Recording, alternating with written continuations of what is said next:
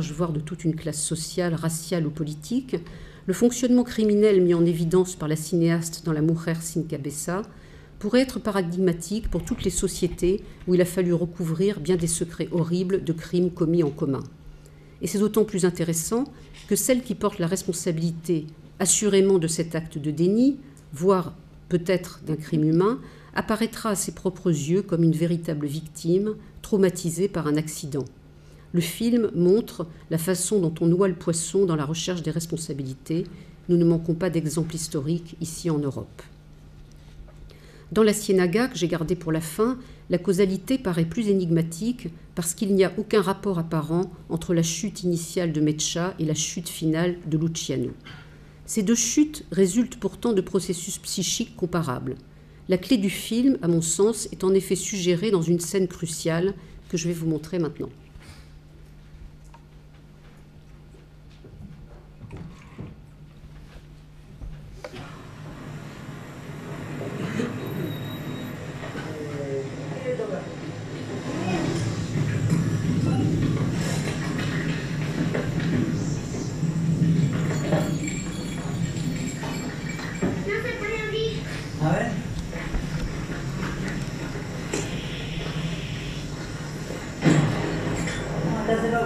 No se puede abrir. Bueno, volvamos al pueblo y lo llamamos para que nos vengan a abrir. Ah, ¿verdad que te habían invitado?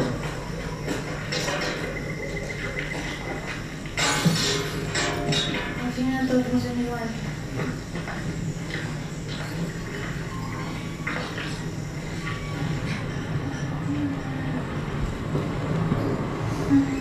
Rafael, ¿podríamos poner una pileta en el patio? Es chiquita como para zambullirme. Sí que podemos poner. Es muy chica tu casa, Rafael. Apretá bien el embriague. Ahí. Pobre Mecha, mira, yo no sé qué va a terminar con este Gregorio que ha andado toda la vida haciéndose la gana. Despacio, despacio. Y para mí que la Mecha siempre supo lo de Mercedes, pero se hacía la tonta. No hay que hablar delante de los chicos, estas cosas. Sí que hay que hablar porque si no después es peor. Pero las historias se repiten. Además yo siempre pensé que Mecha sabía que él andaba con Mercedes, pero... ¿Gregorio está casado con Mecha y sale con otra chica? Antes, ahora, aparentemente. Con Mercedes. Despacito, mirando siempre adelante. Mecha, la que trabaja ahora con Mercedes en Buenos Aires. ¿Ustedes eran muy amigas? Ahí tenés. Acá doblá y freno. Despacito, despacito. ¿Qué está haciendo ahí parado? Nada, ¿qué va a estar haciendo? Está parado. ¿Por qué? ¿Cuál es el problema? ¿Qué tipo este? Nunca sirvió para nada. Ya me veo, voy a tener que bajar ahora.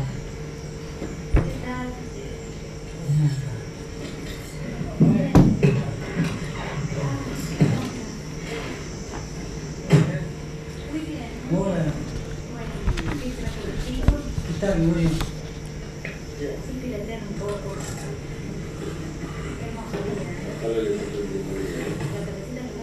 ¿Vieron que Gregorio se tenía el pelo?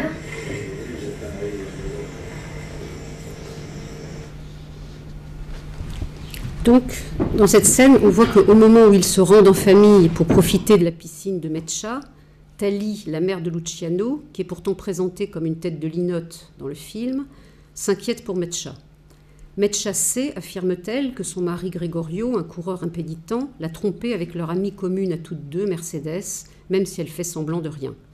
Son mari l'a pris de se taire devant les enfants et elle lui rétorque qu'au contraire, on doit en parler devant eux, sinon, dit-elle, après c'est pire, les histoires se répètent. Après son mari, cette Mercedes a aussi séduit le fils aîné de Mecha. Mecha est rongée par cette histoire de trahison intime, bien qu'elle ne l'évoque qu'en passant, comme si elle n'en réalisait pas l'importance. Ne serait-ce pas pourtant la clé de sa chute? Et une répétition fatale s'est enclenchée entre Mecha et sa mère, comme l'a dit sa fille Momi. Mais personne ne songe sérieusement alors à la génération suivante, celle des enfants, même pas Tali qui en parle pourtant, mais sans s'entendre. Et pourtant son fils Luciano se prend pour un monstre imaginaire, un rat d'Afrique, sans que personne ne prenne sa phobie au sérieux. Ce monstre dévorant aux 1000 dents, cet animal fantastique, cruel et puissant, engendré par un récit féminin, ne matérialiserait-il pas les non-dits de sa mère Tali, qui ronge souvent son frein, envieuse de la piscine de son ami Metcha, et qui pense que son propre mari a une bien petite maison? Un mari qui par ailleurs lui reproche son inattention, mais ne la contre jamais et ne pense qu'à brider son désir en douce. Le monstre de Luciano n'est-il pas le fruit de l'union de l'envie maternelle et de la castration d'un père qui fait la mère poule, mais qui sera impuissant à empêcher un malheur qu'il redoute pourtant tout au long du film? Mais, obnubilé par le mal chez l'autre, dans la famille rivale, il n'a pas pensé que la catastrophe pourrait arriver au plus proche chez lui. Ainsi, le lien qui unit la chute de Metcha et celle de Lucci n'est pas seulement la mort évoquée à l'horizon de la première et celle assurée du second, mais une causalité psychique commune, la monstruosité réelle engendrée par des désirs dissimulés, non reconnus ou inavouables, les envies et les haines tues et l'agent discursif commun à ces deux accidents. Dans la Ciénaga, Lucrezia Martel s'est tenue au plus près du réel. Je la cite. « J'étais attirée par la manière dont le sens apparaît par le biais de ce qui ne se dit pas, ce qui rappelait des situations qui m'étaient familières, quand ce que l'on cherche à raconter est ce qui ne se dit pas, ce qui reste, par conséquent, comme hors du temps. Quand j'ai terminé le film, je me suis rendu compte que le récit ressemblait beaucoup à ce que racontait ma mère, récit proliférant, digression, silence. » Fin de citation. Dans les trois films, ce qu'on ne dit pas ou mal, parce qu'on ne l'a pas reconnu ou qu'on le dénie, engendre des monstres réels qui déclenchent des catastrophes. La causalité est davantage liée à ce qu'on ne dit pas qu'à ce qu'on dit. Et quand on dit souvent trop, et cela revient au même. Les personnages ont tendance à noyer le poisson dans un flot bavard qui submerge le spectateur. Du coup, on n'entend pas ce qui est dit. La cinéaste a matérialisé ces fluctuations du discours, ces trous dans l'énonciation, qui sont de véritables agents narratifs, par un décalage entre le son et l'image. On ne voit pas ce qu'on entend. Le spectateur est un peu perdu, comme dans la vie d'ailleurs, par la disparition à l'écran de la référence sonore, qu'elle nous a expliqué d'ailleurs hier soir. Or, ces deux formes de censure, ne pas dire ou trop dire, concernent le désir inconscient et la jouissance pulsionnelle. Cette censure n'enlève pourtant nullement sa responsabilité au sujet, et c'est en cela notamment que le cinéma de Lucrezia Martel est politique. Je la cite. « Est-ce une déclaration politique ? Il faut combattre les artifices qui ne servent qu'à continuer à se mentir. Telle est ma position politique. Il faut éviter de se tromper soi-même. » Comme le dit Lacan, on est toujours responsable de sa position de sujet. Et c'est vrai, même si l'on ne veut rien savoir, ni de ses actes, ni des désirs inconscients qui les ont causés. Et je conclurai sur les conséquences tragiques dans les films de l'inconsistance féminine et de l'impuissance masculine. Les protagonistes subissent donc le destin tragique qu'a engendré leur surdité inconsciente dans la Ciénaga, leur aveuglement pulsionnel décidé dans la Niña Santa ou leur déni criminel dans La femme sans tête. Or, les femmes y jouent un rôle prépondérant. Dans ces trois films de Lucrezia Martel, on l'aura noté, l'opposition des caractères féminins et masculins est très marquée. La cinéaste nous dépeint une société machiste et catholique, à la fois patriarcale et paradoxalement hors la loi, dans laquelle des femmes ambiguës mènent le jeu. Les hommes y sont caractérisés par un unique trait négatif et obsédant. Par exemple, dans la Ciénaga, Gregorio est indifférent à toute autre chose qu'à son apparence, ce qui le rend ridicule. Impuissant et effaré face à sa femme blessée, il l'ignore jusqu'à l'âge de ses enfants. Si le mari de Tali est décrit au contraire comme un père obnubilé par ses enfants, il est incapable de la moindre autorité sur sa femme et ne peut agir que derrière son dos. Dédié à la satisfaction des besoins de ses enfants, il ignore la dimension du désir et reste sourd à l'angoisse de son fils Lucci. Dans la Niña Santa, le docteur Jano ne tient pas la promesse de son nom divin.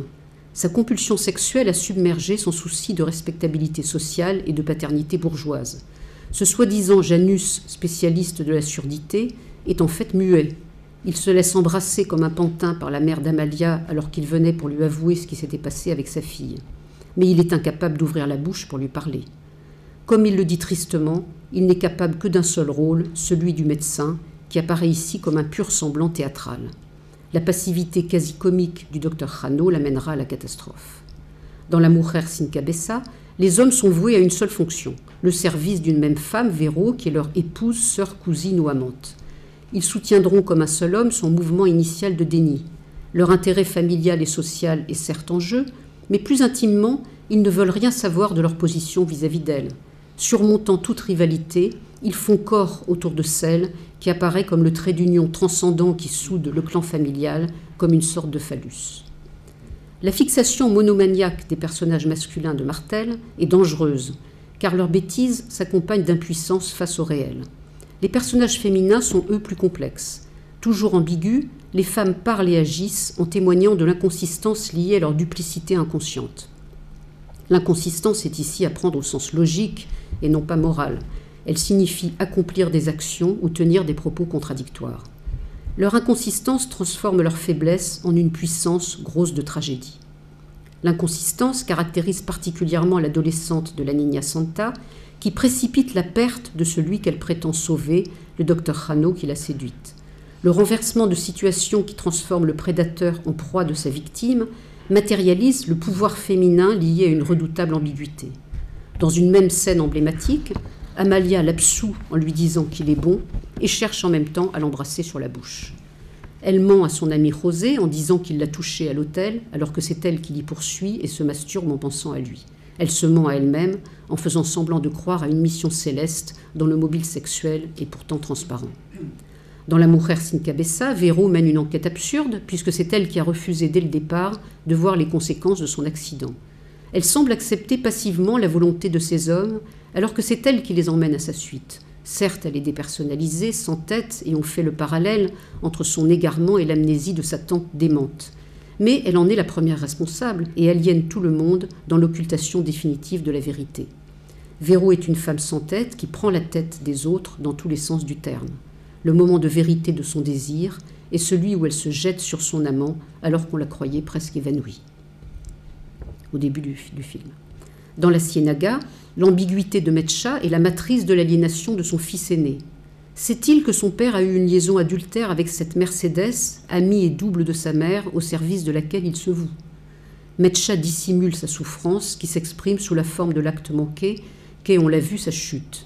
C'est ce silence complice que dénonce Tali, sans voir qu'elle aussi dissimule le grave malaise conjugal qui va engloutir son fils.